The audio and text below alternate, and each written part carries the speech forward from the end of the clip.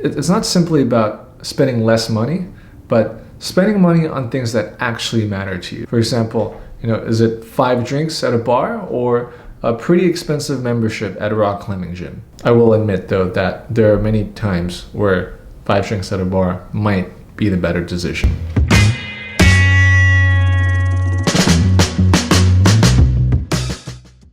Today, before I start my video, I just want to say that it's been a very, very rough week, especially for the Asian American community.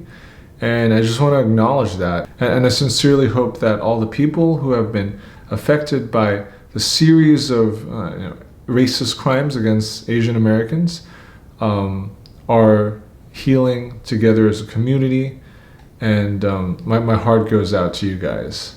So today, I want to share a few things that I've learned that I wish I knew when I was 21. The first point is, while work ethic and discipline will get you really, really far, doing work that aligns with your values and who you want to be in the long term, I feel is much more important.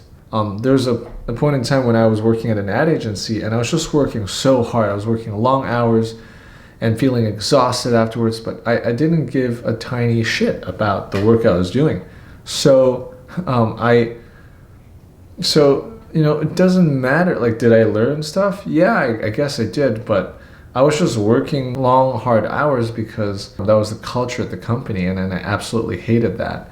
And so now I'm doing product design, and if I had to work longer hours, I actually wouldn't mind because I really love the craft and I believe in what I'm doing at my current company. So I think finding that alignment with who you are, with your values, is equally, if not more important than just working really, really hard. The second point is, don't get too attached to your identity. It's this narrative that you believe in. For example, when I was growing up, I was attached to this identity that I was an artist, that I was a filmmaker, and that I was really talented. While that made me laser focus on this craft, it didn't allow me to open myself up to new experiences and new types of knowledge and put myself out of my comfort zone.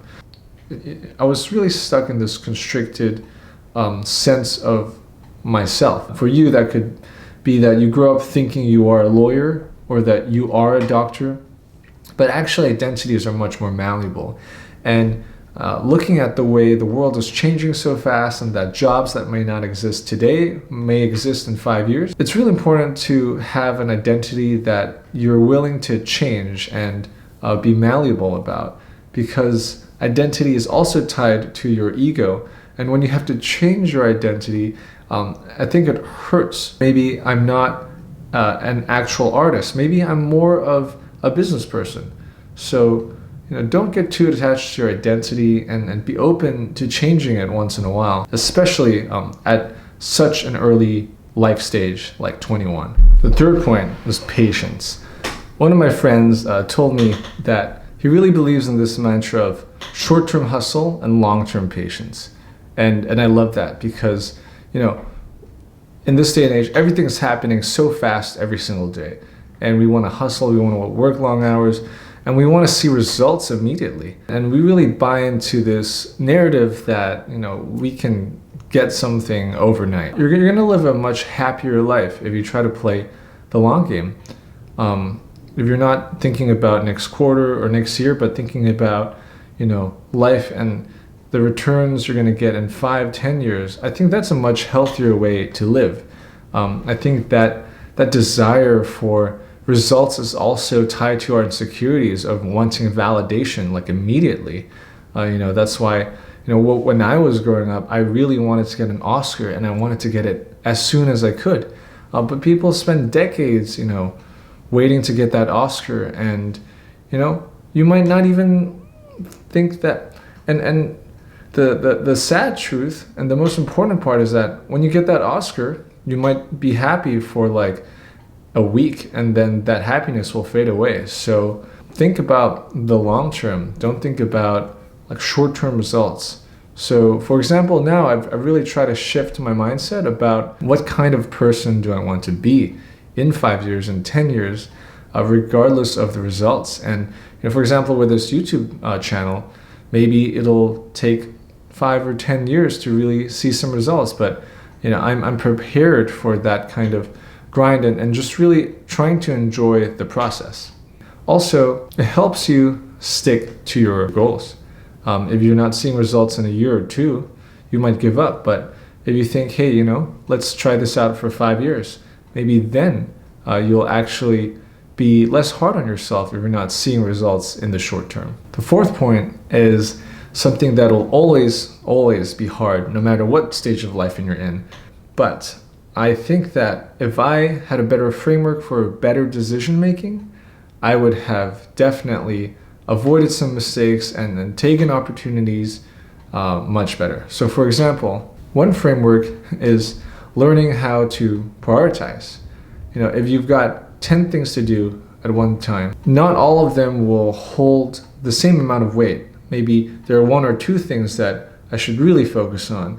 And so, learning how to prioritize is a form of decision making. I'm going to decide that this Friday night, I'm not going to go to that party and I'm going to stay at home, work on that side business. That is one example of better decision making.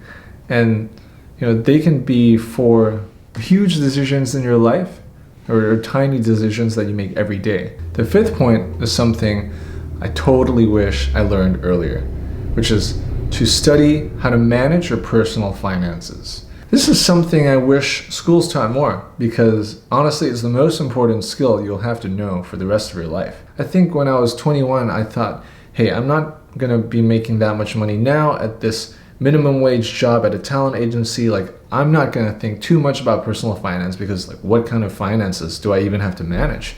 But if you start investing consistently in your early 20s as opposed to 30s, you might not see a huge difference in the beginning, but in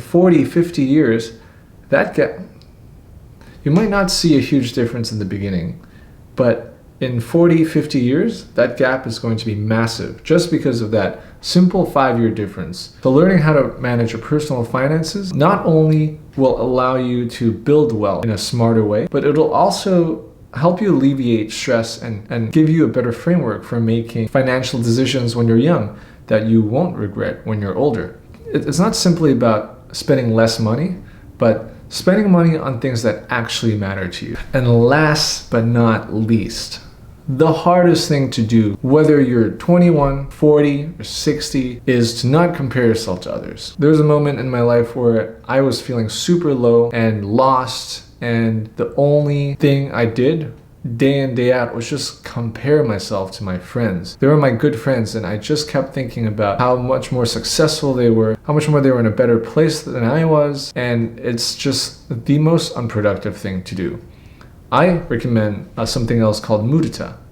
Mudita is actually the word that's the opposite for envy. And there isn't a word in the English language that is the opposite of envy. But mudita means feeling a sense of joy when your friends succeed. I love that approach much more. Although I will say that the only instance you should compare yourself to is comparing yourself to who you were yesterday. So thank you so much for listening to my ramblings. Before I sign off, I want to tell you 3 things that I think I did pretty well. The first one is that I really tried to experiment with my career. When you're young, there's actually very little cost to switching careers, trying something new, and it can feel scary, but you know what's worse? Doing something that you're lukewarm about for 5-6 years just to stick it out because you don't want to embarrass yourself or upset your parents, and then realizing that, this is totally not sustainable, and then switching in the end. I experimented with different industries, and that actually slowed me down compared to my peers. But now I'm in a much better place, doing something I really enjoy because I have so many data points about myself. Maybe I'm a few years behind other peers who would have started earlier, but that actually doesn't matter because I'm trying to play the long game. Hey guys, so that's all for today. I'm so thankful that you watched till the end. I'm about to go and watch this movie called Minari. If you haven't checked it out, I highly suggest it. I've heard great reviews, and I'm so happy that Steven Yeun is the first Asian American, well, sad too and happy, that he's the first Asian American male to be nominated for an Academy Award for Best Actor.